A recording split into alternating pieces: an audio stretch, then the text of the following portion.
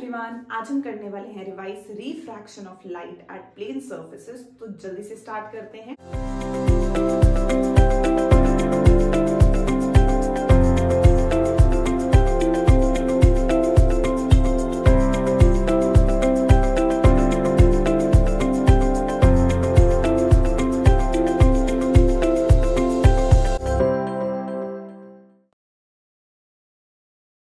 सबसे पहले रिफ्रैक्शन पढ़ने से पहले हमारे पास जनरल वे में मीडियम तीन तरह के होते हैं। One is transparent, second is translucent and third is opaque. तो ट्रांसपेरेंट कौन से थे? Which allow light to pass through it, जो कंप्लीटली अलाउ करते हैं।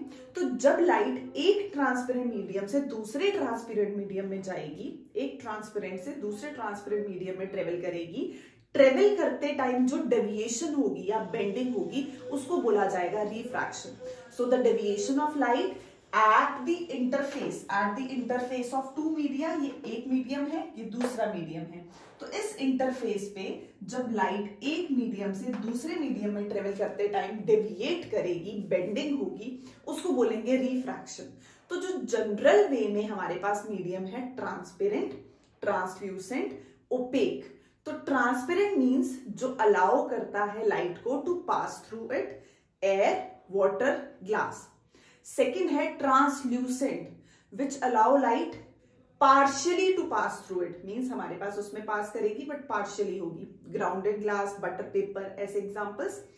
थर्ड हमारे पास है opaque, which does not allow light to pass through it, wood, plastic. तो वो हमारे पास क्या हो गए? ओपेक हो गए।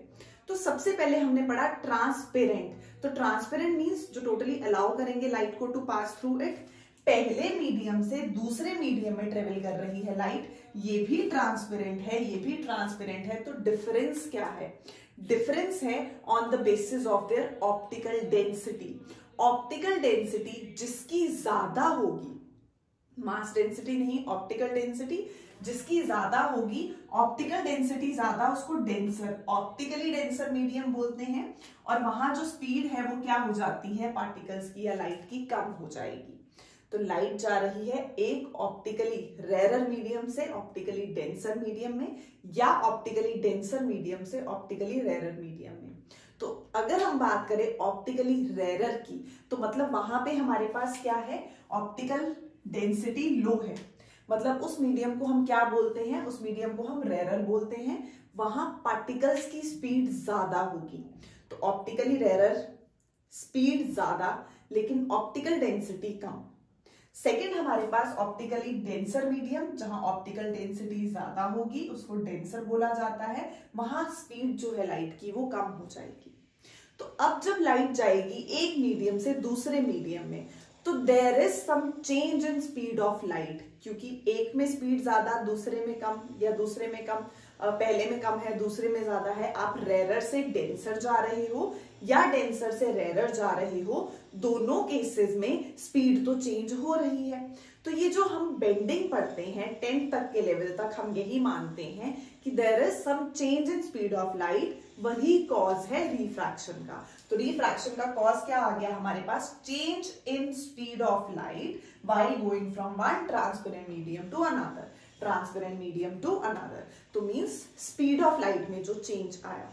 तो यहां पे सबसे पहला केस, जब लाइट जाएगी रेरर से डेंसर, तो सबसे पहली रे आके जो सरफेस पे स्ट्राइक करती है उसको हम क्या बोलते हैं? इसको हम बोलते हैं इंसिडेंट रे। ये है हमारे पास incident ray at the interface of two media. यहाँ रेरर है, यहाँ डेंसर। तो जब लाइट रेरर से डेंसर में जाएगी, रेरर से डेंसर में जाएगी, मींस ये वाली रे है इंसिडेंट रे। यहाँ इस पाथ पे उसको जाना चाहिए था अगर डेविएशन ना होती, बट डेविएशन हो रही है, लाइट एक मीडियम से दूसरे मीडियम में जा रही है। तो सबसे पहले तो स्पीड डिक्रीज होगी रेरर से डेंसर, रेरर में स्पीड ज्यादा, डेंसर में स्पीड कम। तो ज्यादा वाले मीडियम से कम वाले में जा रही है, तो मींस ज्यादा थी स्पीड, अब हमारे पास स्पीड जो है कम हो जाएगी। तो स्पीड डिक्रीजेस।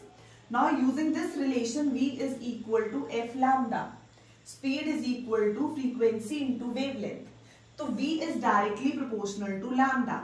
तो मींस वेवलेंथ क्या हो जाएगी? डिक्रीज हो जाएगी। स्पीड डिक्रीज हो रही है, वेवलेंथ डिक्रीज होगी, स्पीड डिक्रीज हो रही है, वेवलेंथ डिक्रीज होगी, but this frequency remains constant, क्योंकि हमारे पास ये इसके डायरेक्टली प्रोपोर्शनल है, बट यहाँ पे ये वाली जो टर्म है वो हमारे पास कांस्टेंट है। क्यों? क्योंकि फ्रीक्वेंसी और एनर्जी सोर्स पे डिपेंड करते हैं। फ्रीक्वेंसी और एनर्जी सोर्स पे डिपेंड कर रहे हैं, वो स्पीड के साथ रिलेटेड नहीं है। तो दो चीजें जो चेंज हो रही हैं, स्पीड और वेवलेंथ, फ्रीक्वेंसी और एनर्जी जो है वो सेम रहती है, ये सोर्स पे डिपेंड करेंगी। तो लाइट को यहां जाना चाहिए था, बट लाइट इधर को बेंड की है, तो मींस इतना अपने पाथ से डेविएट की, इसको बोलते हैं angle of deviation delta. Angle of deviation delta मतलब यहां जाना चाहिए था बट इधर मूव कर गई, तो मींस ये हमारे पास क्या हुई है, डेविएशन है डेल्टा। तो अगर हम यूज करें, ये डेविएशन है डेल्टा हो गई हमारे पास, और लाइट कहाँ आई है, इसकी बजाय इस तरफ मूव की है। तो using the concept of vertically opposite angles, तो ये हमारे पास नॉर्मल है, नॉर्मल, और ये ओरिजिनल इंसिडेंट रे, तो इनके बीच में जो भी एंगल होगा वो क्या होगा, हमारे पास वर्टिकली ऑपोजिट एंगल्स बोले जाएंगे। तो ये वाली लाइन और ये वाली लाइन के बीच में, तो ये आई है, तो I is equal to R plus delta हो गया, तो delta will be I minus R. तो एंगल ऑफ इंसिडेंस बड़ा होगा एंगल ऑफ रिफ्रैक्शन से, तो मींस डेल्टा कितना आ गया, angle of incidence minus angle of refraction.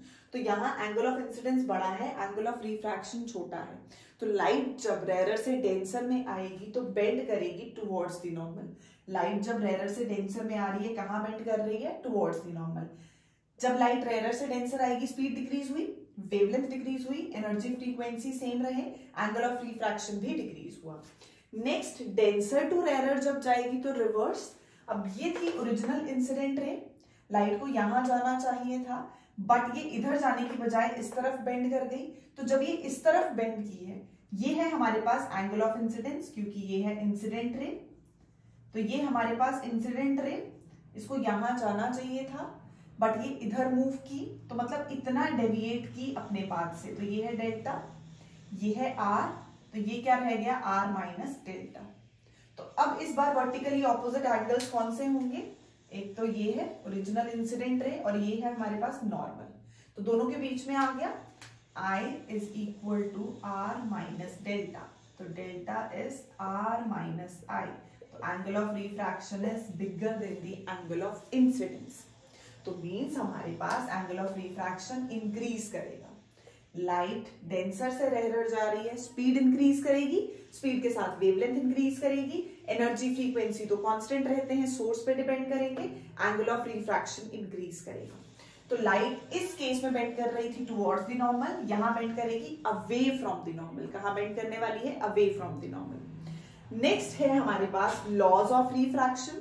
तो दो लॉज हैं, इंसिडेंट, नॉर्मल और रिफ्रैक्टेड रे all lie at the interface of two media, all lie in the same plane। ये एक प्लेन है, इंसिडेंट रे है हमारे पास, नॉर्मल है हमारे पास, तो तीनों किस पे लाई कर रही हैं, सेम प्लेन में लाई कर रही हैं। सेकेंड लॉ है हमारे पास, sine of angle of incidence to sine of angle of refraction, ये इनकी जो रेशियो है that is equal to a constant. तो सबसे पहले हमारे पास जो रेशियो होगी, sine of angle of incidence to sine of angle of refraction, वो किसी कांस्टेंट के इक्वल है। वो कांस्टेंट को हमने क्या नाम दिया, रिफ्रैक्टिव इंडेक्स। क्या नाम है, रिफ्रैक्टिव इंडेक्स। और इस लॉ को हम क्या बोलते हैं, स्नेल्स लॉ। ये लॉ हमारे पास क्या बोला जाता है, स्नेल्स लॉ बोला जाता है। तो जब लाइट एक मीडियम से दूसरे मीडियम में ट्रेवल करती है, when light is going from medium 1 to medium 2, तो पहले मीडियम का एंगल पहले, दूसरे का बाद में।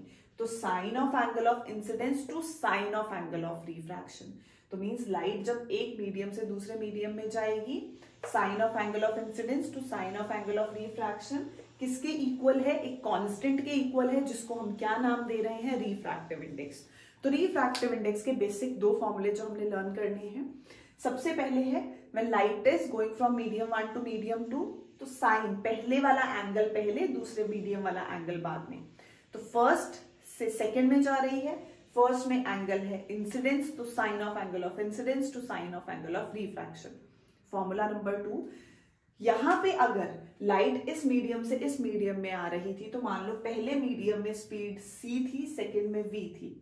पहला मीडियम मान लो एयर था या वैक्यूम था, प्रैक्टिकल पर्पसेस के लिए हम दोनों को सेम ले लेते हैं। तो मींस अगर एयर था या वैक्यूम था तो लाइट एयर से मीडियम में आ रही थी, वैक्यूम से मीडियम में आ रही थी, तो पहले मीडियम की स्पीड पहले आएगी, दूसरे की बाद में। तो speed of light in vacuum to speed of light in medium, तो speed of light in vacuum to speed of light in medium, दो फॉर्मूले हो गए। Light is going from 1 to 2, sine of angle of incidence to sine of angle of refraction, किसके equal, C/V के equal. Second है हमारे पास दो तरह के refractive index, absolute refractive index और रिलेटिव रिफ्रैक्टिव इंडेक्स।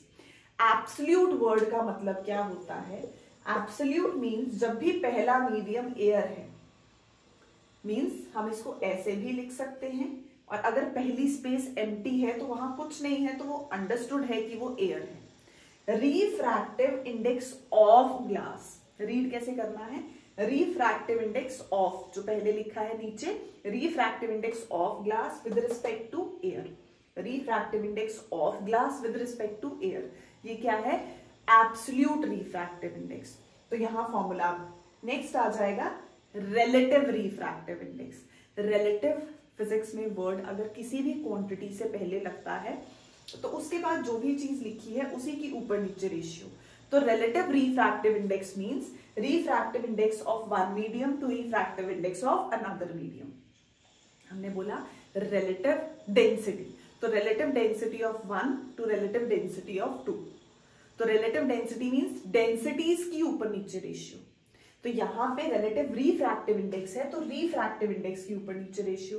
तो लाइट कहां से कहां जा रही है, 1 to 2, तो क्या आ गया, μ2/μ1। μ2/μ1 means refractive index of medium 2 to refractive index of medium 1। अब लर्न कैसे करना है, यहां पे 3 फॉर्मूले बन गए। रिफ्रैक्टिव इंडेक्स, पहले मीडियम का एंगल पहले, दूसरे का बाद में, पहले मीडियम की स्पीड पहले, अगर यहां एयर ना होके कोई मीडियम है तो हम ले लेंगे V1/V2, तो C/V की जगह जनरल फॉर्म में आ गया V1/V2। Speed of light in medium 1 to speed of light in medium 2, angle medium 1 का मीडियम 2 का। लेकिन इस केस में रिवर्स होगा, अगर लाइट 1 to 2 आ रही है, लाइट 1 to 2 आ रही है तो रिफ्रैक्टिव इंडेक्स ऑफ मीडियम 2 पहले आएगा फिर मीडियम 1। तो रिफ्रैक्टिव इंडेक्स ऑफ मीडियम 2 फिर रिफ्रैक्टिव इंडेक्स ऑफ मीडियम 1, तो refractive index of medium 2 to refractive index of medium 1। तो रिफ्रैक्टिव इंडेक्स के 3 फॉर्मूले पढ़ लिए हमने, one is sin I by sin R, पहले मीडियम का एंगल पहले फिर दूसरे का बाद में, speed of light in medium 1 पहले दूसरे के बाद में। इधर रिवर्स होगा, refractive index of medium 2 to refractive index of medium 1। Next हमारे पास फैक्टर्स अफेक्टिंग रिफ्रैक्टिव इंडेक्स। तो 3 फैक्टर्स पे डिपेंड करता है। सबसे पहले nature of the medium, air है, वाटर है, ग्लास है। एयर का हम 1 ले लेते हैं, वाटर का हम 1.33 ले लेते हैं, ग्लास का 1.5 आ जाएगा। तो मींस हमारे पास वैल्यू चेंज हो रही है, तो मीडियम चेंज होने से उसका रिफ्रैक्टिव इंडेक्स वेरी करेगा। नेक्स्ट टेम्परेचर, तो टेम्परेचर इंक्रीज करने से स्पीड इंक्रीज करती है पार्टिकल्स की। पानी को बॉईल होने के लिए रखो, उसको हीट दो, उसका टेम्परेचर राइज होगा, पार्टिकल्स जो बॉइलिंग स्टेट में जाते हैं, मतलब क्या हो रहा है, स्पीड इंक्रीज हो रही है। तो स्पीड इंक्रीज हुई, टेम्परेचर इंक्रीज होने से स्पीड इंक्रीज हुई, स्पीड इंक्रीज होने से रिफ्रैक्टिव इंडेक्स जो है वो डिक्रीज हो जाता है। कैसे, हमारे पास ये 4 चीजों का रिलेशन है जो हमें बस याद रखना है। Speed is directly proportional to wavelength. अब वेवलेंथ रेड कलर की ज्यादा होती है, वायलेट की कम होगी। विबग्योर में रेड की वेवलेंथ ज्यादा और वायलेट की कम। सिमिलरली स्पीड भी क्या हो जाएगी, रेड की ज्यादा, वायलेट की कम। लेकिन जब हम बात करेंगे रिफ्रैक्टिव इंडेक्स की तो रिवर्स होगा, वायलेट का ज्यादा हो जाएगा और रेड का कम हो जाएगा। सिमिलरली एंगल ऑफ डेविएशन, तो आपने 4 चीजें याद रखनी है, इस चैप्टर के लिए बहुत इंपॉर्टेंट है। काफी चीजें इसी पर से ही हो जाती हैं। Speed is directly proportional to wavelength but inversely proportional to refractive index and inversely proportional to angle of deviation. तो ये सबसे इंपॉर्टेंट है, स्पीड is directly proportional to wavelength, is inversely proportional to refractive index and inversely proportional to deviation। तो means angle of deviation और refractive index आपस में directly हैं, लेकिन इन दोनों के साथ क्या हो जाएंगे, इनवर्सली हो जाएंगे। तो नेक्स्ट कलर और वेवलेंथ, तो वो भी हो गया। वेवलेंथ अगर रेड की ज्यादा है तो रिफ्रैक्टिव इंडेक्स रेड का क्या हो जाएगा, कम हो जाएगा। तो ये इंपॉर्टेंट है to learn factors affecting refractive index. Next है हमारे पास principle of reversibility of light. है हमारे पास principle of reversibility of path of light. तो मान लो हमारे पास दो मीडियम है, लाइट जा रही है एक मीडियम से दूसरे मीडियम में, from one transparent medium to another. तो सबसे पहली रे आके जो सरफेस पे स्ट्राइक करेगी, इसको हम पॉइंट ऑफ इंसिडेंस भी बोलते हैं, पॉइंट ऑफ रिफ्रैक्शन भी बोलते हैं। तो ये जो रे नॉर्मल के साथ एंगल बना रही है, एंगल ऑफ इंसिडेंस, इसको यहां जाना चाहिए था बट ये बेंड करेगी towards the normal, angle of refraction.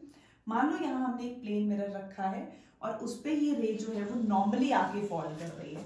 तो अगर कोई रे किसी मिरर पे नॉर्मली आके फॉल करती है, तो अगर एंगल आई 0 है तो using law of reflection angle R भी 0 होगा।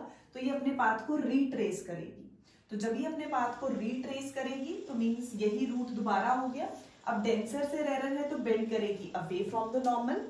तो जब लाइट फर्स्ट मीडियम से सेकंड मीडियम में आई, first to second sine I by sine R, पहले मीडियम का एंगल पहले, दूसरे का बाद में। अब लाइट जाएगी 2 to 1 आफ्टर रिफ्लेक्शन, 2 to 1।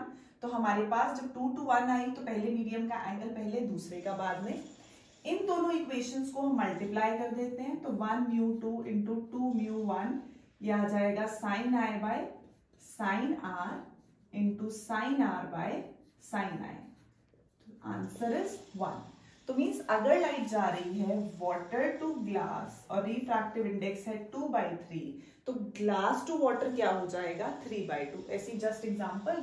तो अगर हमारे पास लाइट जा रही है मीडियम 1 से मीडियम 2, तो अगर है 3/2 तो 2 to 1 का क्या हो जाएगा, रेसिप्रोकल कर दो 2/3। तो ये है principal of reversibility of light. तो हमने देखा कि कैसे हमारे पास ये सब चीजें वेरी कर रही हैं, लाइट एक मीडियम से दूसरे मीडियम में जा रही है। तो सबसे इंपॉर्टेंट हमने एक रिजल्ट निकाला कि स्पीड मीडियम में जाते हुए चेंज होगी और वो किसके डायरेक्टली प्रोपोर्शनल होगी, वेवलेंथ के। तो स्पीड और वेवलेंथ डायरेक्टली प्रोपोर्शनल है। कैसे? अगर लाइट फर्स्ट मीडियम से सेकंड मीडियम में आ रही है, मान लो पहले की स्पीड c है, दूसरे की v है लाइट की, तो c is equal to F lambda और v is equal to F lambda. But क्योंकि फ्रीक्वेंसी चेंज नहीं होती रिफ्रैक्शन में, फ्रीक्वेंसी और एनर्जी सेम रहते हैं बट वेवलेंथ चेंज होती है। तो वेवलेंथ सेकंड मीडियम की ले लेते हैं लैम्डा डैश। तो refractive index c to v, c upon v आ गया while going from medium 1 to medium 2, f lambda dash। अब ये कहां से आता है, तो speed is wavelength upon time, और वेवलेंथ अपॉन टाइम को हम लिख सकते हैं लैम्डा इंटू 1/t। तो बन जाएगा f lambda, time period is reciprocal of frequency. तो हमने इसको f लैम्डा लिया, यहाँ f लैम्डा डैश लिया, कैंसल। तो लैम्डा डैश कितना आ गया, लैम्डा बाय म्यू। तो wavelength is inversely proportional to refractive index, तो inversely proportional to refractive index and refractive index is directly proportional to angle of deviation. तो बस ये याद रखने हैं। अगर ये आपको एक सेट याद हो गया तो सारे क्वेश्चंस इजीली हो जाएंगे। नेक्स्ट हमारे पास है refraction of light through a rectangular glass block. एक स्लैब कंसिडर किया है। सबसे पहली रे आके जो स्ट्राइक करेगी इंसिडेंट रे, नॉर्मल यहां जाना चाहिए था बट बेंड कर दी towards the normal, angle of refraction बना r1। अब यहां आके इस पॉइंट पे स्ट्राइक की, अब जा रही है डेंसर से रेयर, तो बेंड करेगी अवे फ्रॉम द नॉर्मल। तो हमने देखा जो ओरिजिनल इंसिडेंट रे है, जो हमारे पास ओरिजिनल इंसिडेंट रे है, जो होनी चाहिए थी अगर डेविएशन ना होती और लाइट जो है बेंड ना करती, तो ये होती ओरिजिनल इंसिडेंट रे। और यहाँ पे जो हमारे पास एंड में रिफ्रैक्टेड रे आई है, इन दोनों के बीच में जो परपेंडिकुलर डिस्टेंस है, जब लाइट सेम मीडियम में वापस आ जाती है तो उसको क्या बोलते हैं, इमर्जेंट रे। एयर से चली थी, एयर में वापस आई, ये बन जाएगा एंगल ऑफ इमर्जेंस और ये है इमर्जेंट रे। तो ओरिजिनल इंसिडेंट रे और इमर्जेंट रे, ओरिजिनल इंसिडेंट रे और इमर्जेंट रे के बीच में जो परपेंडिकुलर डिस्टेंस है वो है लेटरल डिस्प्लेसमेंट। तो the perpendicular distance between the path of emergent रे and the path of original incident ray is called lateral displacement। अब lateral displacement किन किन फैक्टर्स पे डिपेंड करती है, तो ये डिपेंड करती है 4, जिसमें से थिकनेस के डायरेक्टली प्रोपोर्शनल। जितनी ज्यादा थिकनेस होगी स्लैब की उतनी ज्यादा लेटरल डिस्प्लेसमेंट, जितना ज्यादा एंगल ऑफ इंसिडेंस होगा उतनी ज्यादा लेटरल डिस्प्लेसमेंट। सिमिलरली जितना ज्यादा रिफ्रैक्टिव इंडेक्स होगा उतनी ज्यादा lateral displacement, but refractive index is inversely proportional to wavelength. तो फिर लेटरल डिस्प्लेसमेंट इनवर्सली हो जाएगी। और वेवलेंथ किसकी ज्यादा होती है? रेड की। तो लेटरल डिस्प्लेसमेंट किसकी ज्यादा होगी? वायलेट की। तो लेटरल डिस्प्लेसमेंट वायलेट की ज्यादा है और हमारे पास रेड की कम है। तो अगर हम लेटरल डिस्प्लेसमेंट का formula in terms of thickness देखें तो वो आ जाता है T sin I minus R divided by cos of angle of refraction. तो ये हम क्लास 12th में करते हैं। Lateral displacement is T sin I minus R divided by cos R। तो ये लेटरल डिस्प्लेसमेंट कैलकुलेट करने के लिए जिस लैब में एंगल I पता है, R पता है और हमारे पास थिकनेस पता है। तो ये था एंगल ऑफ इंसिडेंस। ये एंगल ऑफ रिफ्रैक्शन, इसको R1 लिया है या हम R बोल सकते हैं, सेम है क्योंकि ऑल्टरनेट एंगल्स दिख रहे हैं। तो ये R हो जाएगा, तो I minus R upon cos R। तो ये हम लेटरल डिस्प्लेसमेंट कैलकुलेट कर सकते हैं।